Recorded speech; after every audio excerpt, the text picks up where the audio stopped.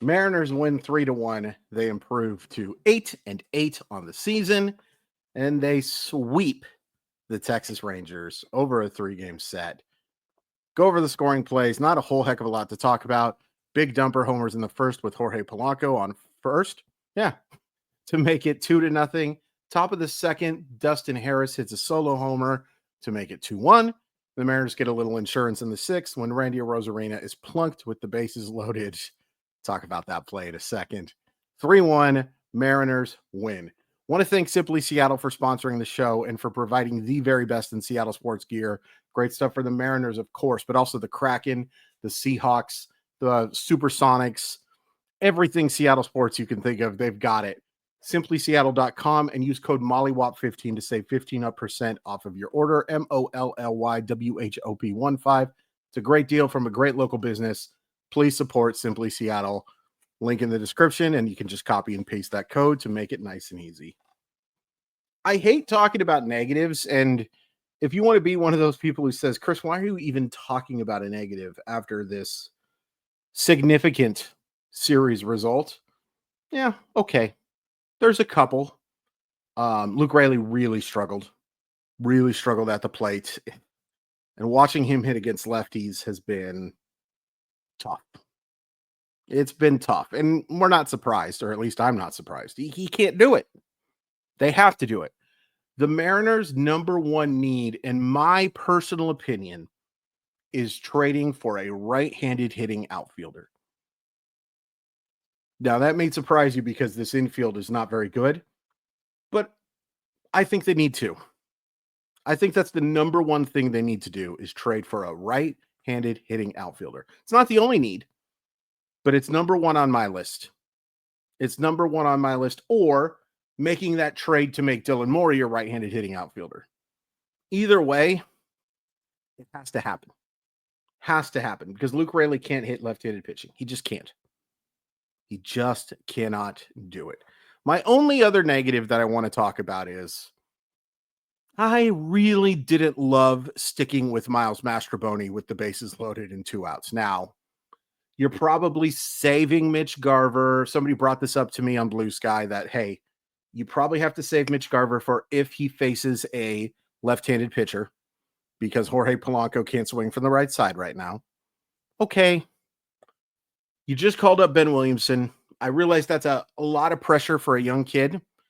I like Ben Williamson's chances of getting a hit there much better than Mastrobuoni's. Significantly. Now, Mastrobuoni swung the bat okay. He just has no chance against a left-handed reliever.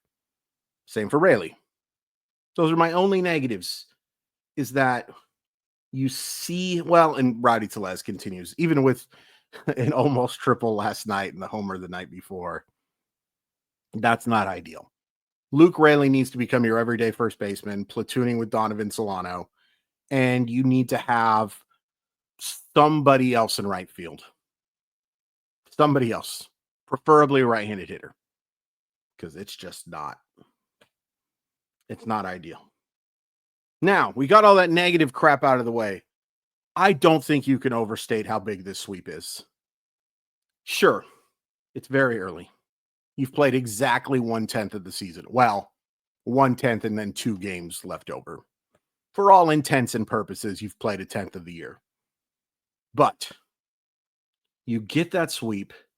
You go 5-1 in a homestand against your 2 division threats. 5-1, and easily could have gone 6-0. Easily. But you didn't. You went 5-1, and that's pretty darn good. You go 5-1 all year.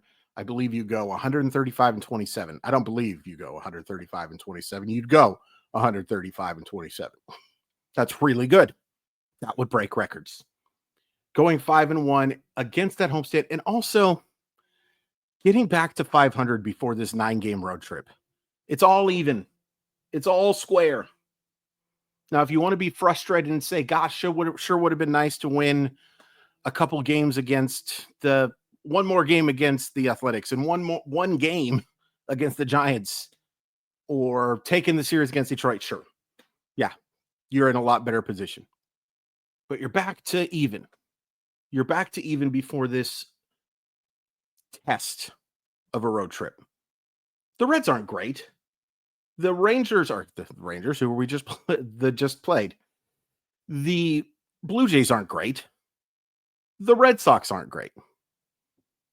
But it's 3 road series.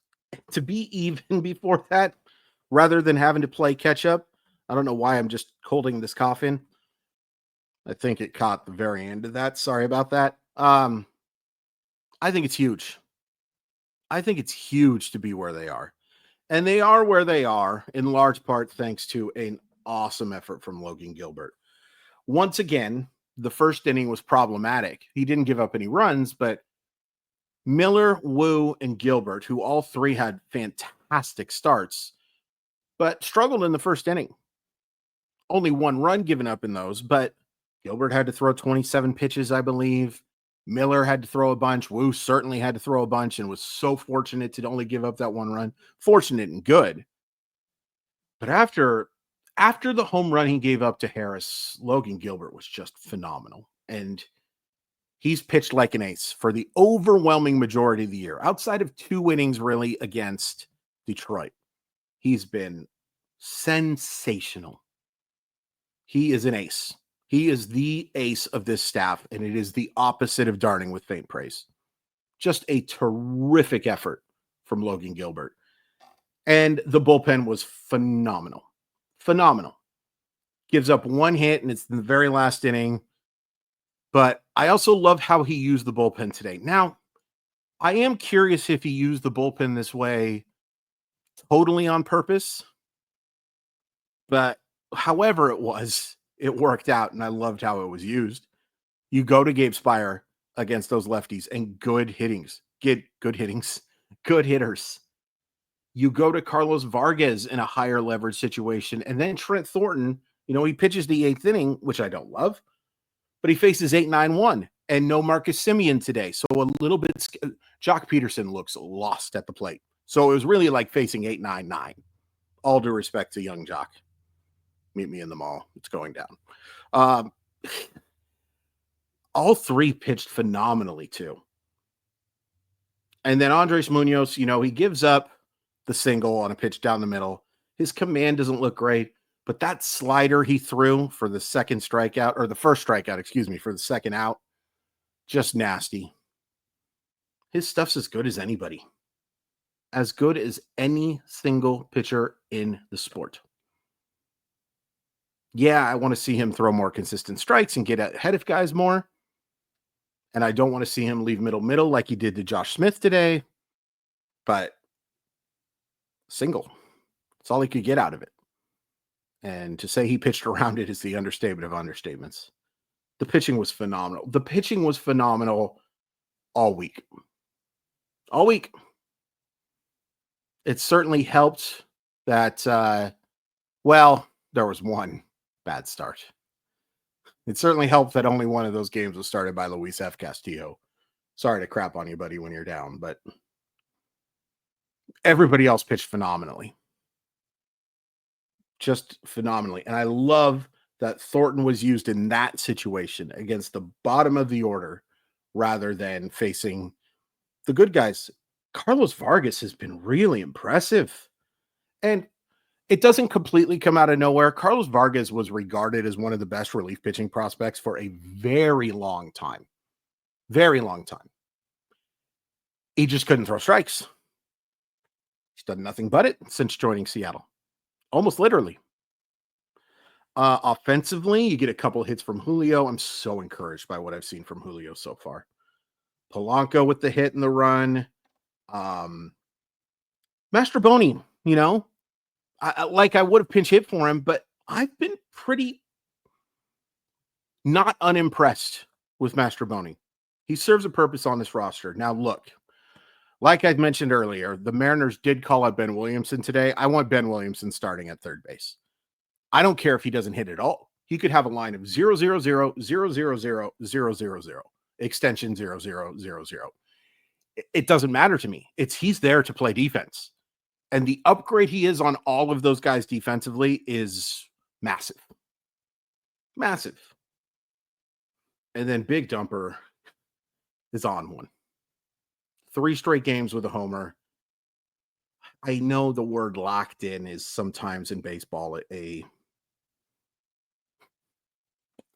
looks locked in, and he looks like he loves swinging that torpedo bat. Going to see more and more of those, I think, as the year comes on. And then baseball will make an adjustment, and then they'll make another adjustment, and that's just how the sport works. More than any other. More than any other. Oh, and I said we'd talk about Randy Rosarina. Absolutely stuck his elbow out there. Absolutely was trying to get plunked. Good for you. Good for you for taking one for the team. Is it cheating? Yeah. Yeah. Is it hypocritical that I hate cheating everywhere else? Yeah. It's big. Big difference between a 2-run lead and a 1-run lead. So thank you, Randy, for sacrificing your shoulder. Or it was an elbow. Yeah. Definitely didn't lean his shoulder to it. Did a little bit of a shoulder lean there. Before I go, since I won't be recording one tomorrow is Grandma's 95th birthday. And those of you who know, have followed me and know me, know how big of a deal my grandma is to me. She was always a huge deal for me, but since my mom passed and my stepdad passed and all the other crap that's been going on in my life, and I do mean crap. Oh, she's been the one constant. And I really, really, really don't know what I would do without her. She is the best person I've ever met, the kindest person I've ever met, one of the hardest working people I've ever met, tied with my grandpa, who passed away 12 years ago now. Anyway, I just don't think I could possibly overstate how much she means to me and to the rest of my family. She is just, and she's lived a hard life. Now, I don't mean hard life so much financially. I mean, this is a woman who has lost 2 husbands, 2 children, one of them when they were 4 years old to leukemia, who instead of moping about that, started I just forgot what those terms are called. Started something with Mary Bridge to create donations to help children. And she's just the best. She's just the best. I love her to death. Happy birthday, Grandma. I wish they were playing tomorrow for you, but a sweep the day before isn't so bad. Please hit like, please hit subscribe. If you made it to the end of the video, wish my grandma a happy birthday. She deserves it and then some. And I know how much grandmas mean to a lot of us, you know. And I always kind of feel bad for people who didn't get to have a grandparent or didn't have a great grandparent, literally or figuratively, to be there for them. Because maybe I don't think I'm alone in this. But no, I don't want to cry. Hit like, subscribe. Love you guys. I will have a subscriber video tomorrow. Not sure what it's going to be on yet, but please hit join too. Love you, Grandma. Bye. Forgot to hit the end button. Bye.